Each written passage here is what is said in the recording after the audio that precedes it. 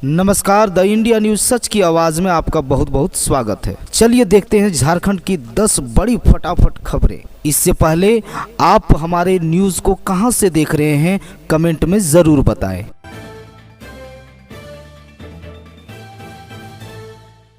छात्रवृत्ति की राशि निकासी के लिए मां से नोकझोंक, 7वीं की छात्रा ने लगाई फांसी। राजमहल थाना क्षेत्र के गढ़तालाब में शुक्रवार की रात्रि को दिनेश मंडल की नतनी शुभ लखी कुमारी उम्र करीब 14 वर्ष ने घर के ठाठ पर रखे एक बांस में साड़ी का फंदाल लगाकर अपनी लीला समाप्त कर ली।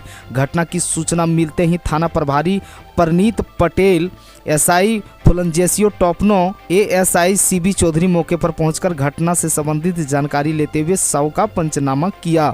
मृत बच्ची के नाना दिनेश मंडल ने बताया कि बच्ची के पिता नयन मंडल का घर पश्चिम बंगाल के मालदा जिला अंतर्गत मेहंदीपुर में है।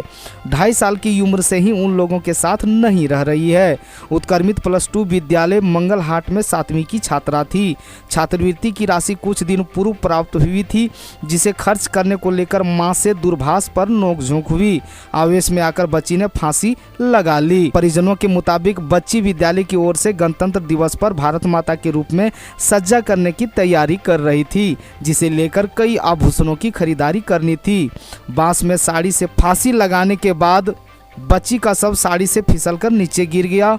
तब घर में मौजूद लोगों को घटना की जानकारी मिली थी। इधर बच्ची के माता पिता पश्चिम बंगाल से पहुंच गए हैं। पुलिस शव को कब्जे में लेकर राजमहल मंडलीय अस्पताल में पोस्टमार्टम कराने की प्रक्रिया में जुटी हुई है। 1 दर्जन उपभोक्ताओं का बिजली कनेक्शन काटा गया।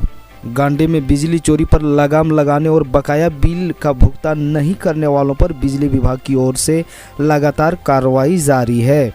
विभागीय निर्देश पर बिजली विभाग के कर्मियों ने झरकट्टा पंचायत के कछेल गांव में छापेमारी अभियान चलाकर 5000 से अधिक बकाया बिल रखने वाले 1 दर्जन से अधिक उपभोक्ताओं का बिजली कनेक्शन काटा गया। जिन उपभोक्ताओं का बिजली कनेक्शन काटा गया उनके नाम क्रमशः निसारा खातून, रजाक अंसारी, मोहम्मद बशीर अंसारी, सलामत अंसारी, मंटू यादव, गंगिया और आशा देवी शामिल हैं।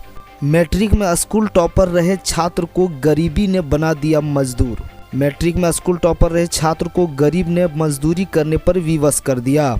मजदूरी करने को विवश हुआ छात्र बिरनी प्रखंड के दलांगी पंचायत के लेबरा गांव का सचिन कुमार पिता मनोज राणा है। सचिन अभी +2 उच्च विद्यालय पलौंजिया से इंटर कला में पढ़ाई कर रहा है।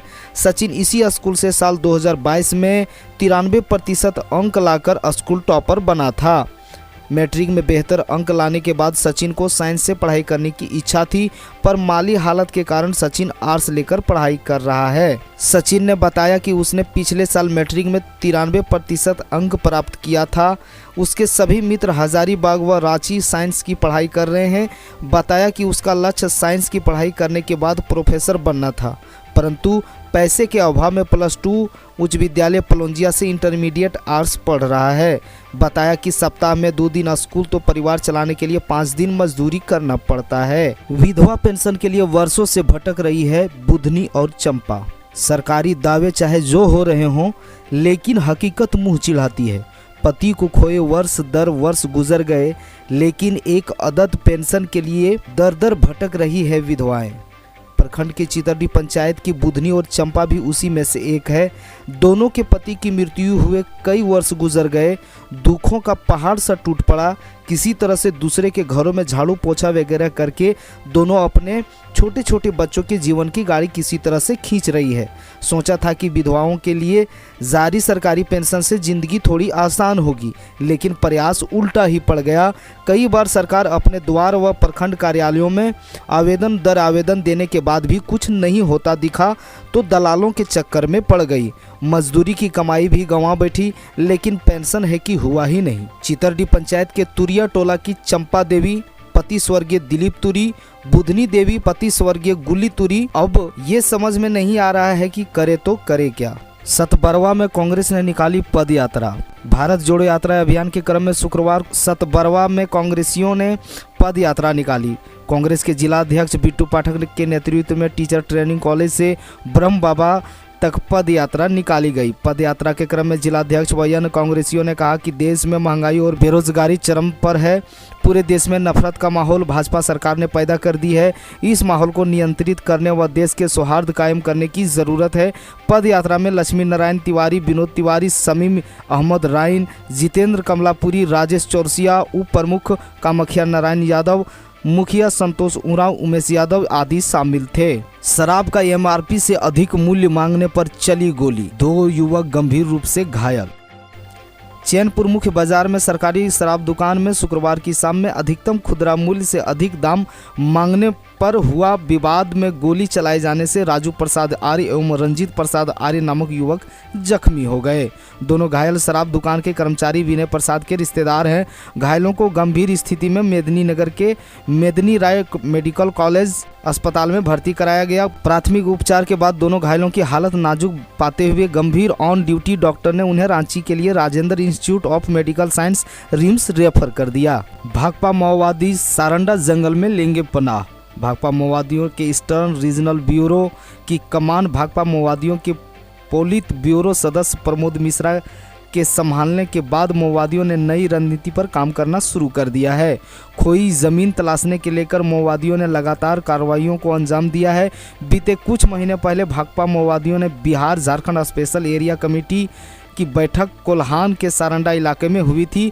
इस दौरान नए ईआरबी सचिव के बिहार झारखंड में माओवादी संगठन का आधार क्षेत्र बनाने के माओवादी केंद्रीय नेतृत्व के फैसले की जानकारी शेख सदस्यों को दी थी। स्वास्थ्य विभाग के संविदा कर्मियों को परमानेंट करेगी झारखंड सरकार। झारखंड सरकार के अंतर्गत स्वास्थ्य विभाग के अधीन संविदा पर कार्यरत कर्मियों के लिए अच्छी खबर। स्वास्थ्य विभाग में संविदा पर कार्यरत कर्मियों के सेवा शर्तों में सुधार और नियमित करने की प्रक्रिया शुरू कर दी है।